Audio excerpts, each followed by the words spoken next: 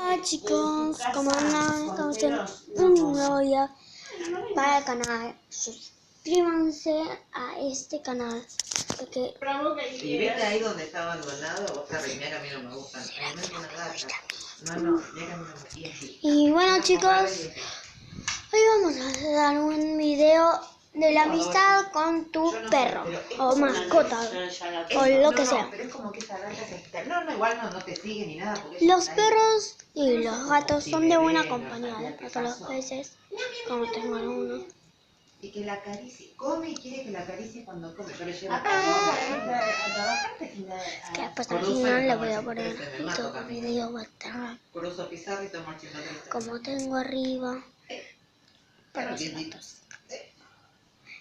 Animales. Igual, aunque me quiera tomar el 4, tampoco lo tengo lejos, son 3 cuadras, nada.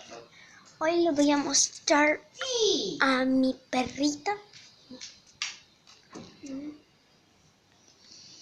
la famosa Luna. Y bueno, la amistad. Y acá una tía postiza. Así que así está la familia. Siempre es lindo pasar momentos. Bye bye.